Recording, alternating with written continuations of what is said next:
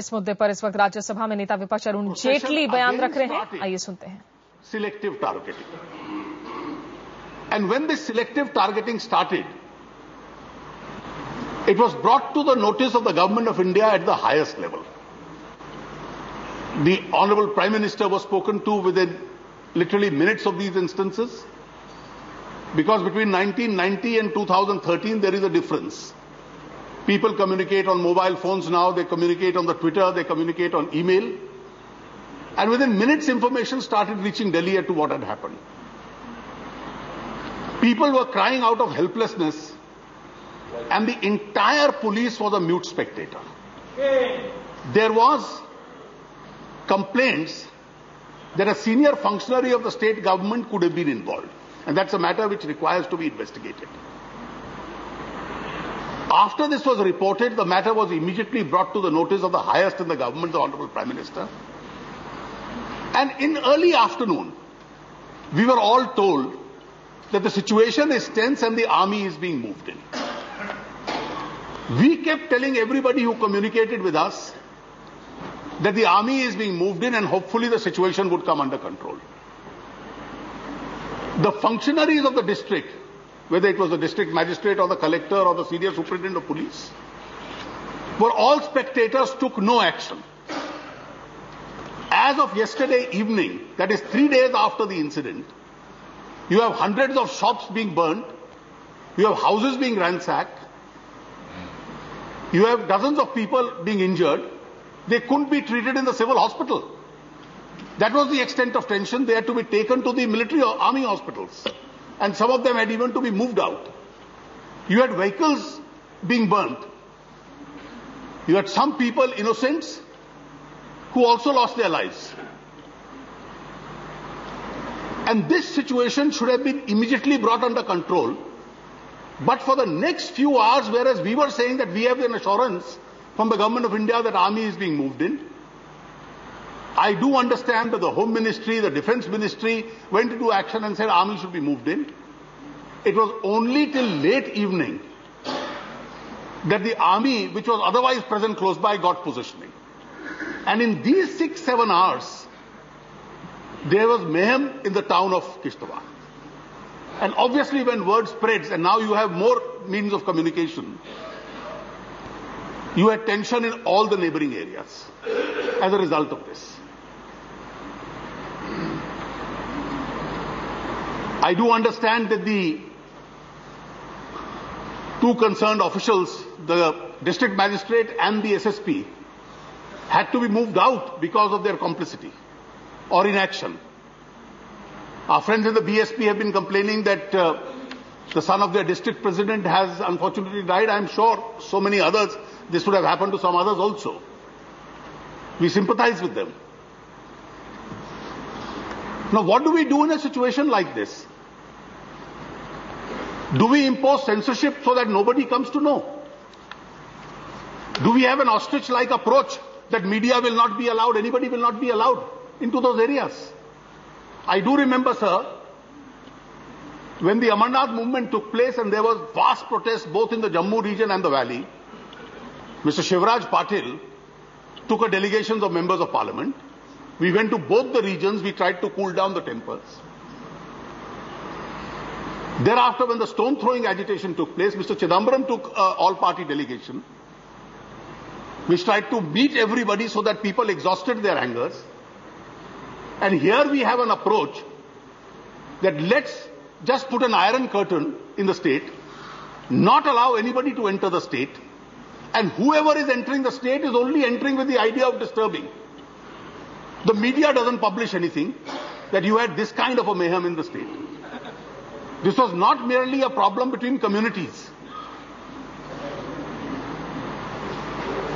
I can tell you, if it doesn't stop in these regions, it was intended to send a signal of the kind in 1990, which still hangs around our neck as a garland of shame. What happened in the valley in 1990. And therefore you tried a system by which nobody should come to know what is happening. What happened to me personally yesterday, I consider it absolutely secondary. But let me tell you, sir, even on that issue,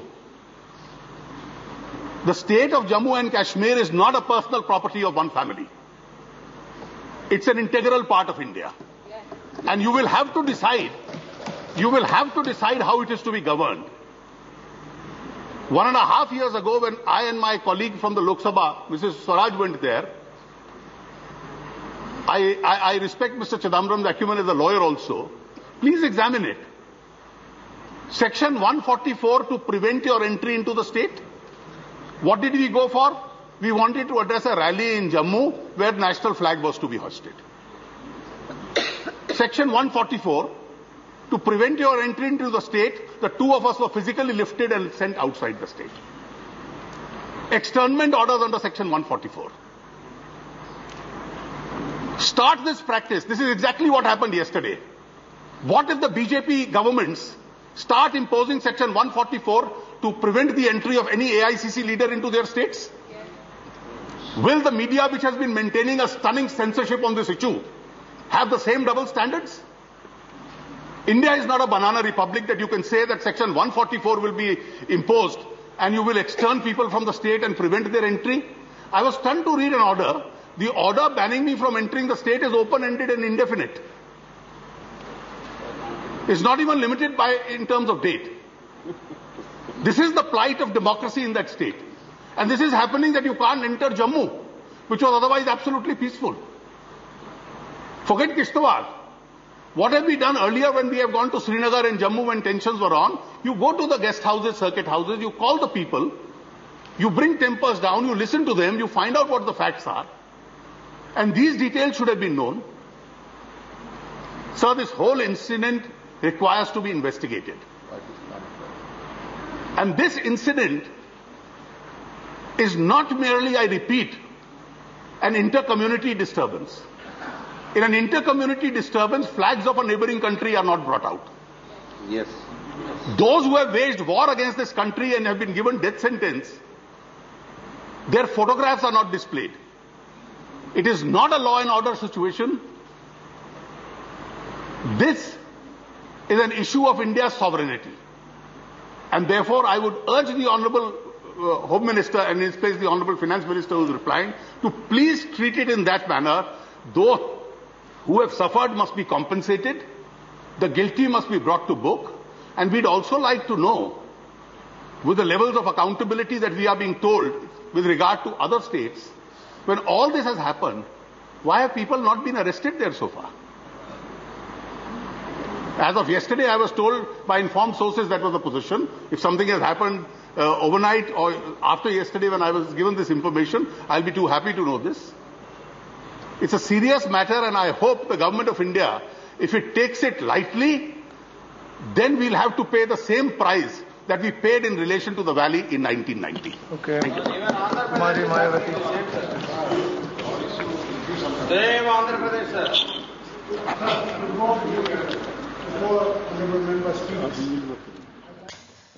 जी हाँ, तो जम्मू में किश्तवाड़ में जो हालात जिस तरीके से बने हुए हैं वो लगातार संसद में छाया हुआ है। राज्यसभा की कार्रवाई आज सुबह से स्थगित करनी पड़ी थी, लेकिन अब जब कार्रवाई दोबारा शुरू हुई तो नेता विपक्ष अरुण जेटली की तरफ से बयान को आपने सुना, काफी गंभीर आरोप लगाते हुए राज्य सरकार पर भी, और उनका कहना है कि जो प्रशासन है उन्होंने बहुत ज्यादा ढिलाई दिखाई इस पूरी स्थिति से निपटने में। 6 से 7 घंटे तक हिंसा का माहौल बना रहा था।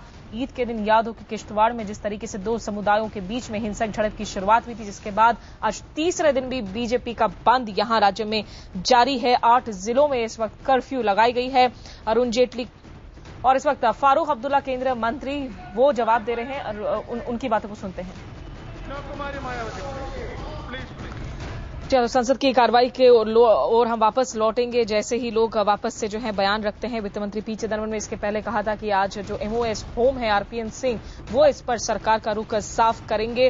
हालांकि अरुण जेटली का ये भी कहना था कि लोग लाचार थे और पुलिस जो है वो तमाशबीन बनी हुई थी।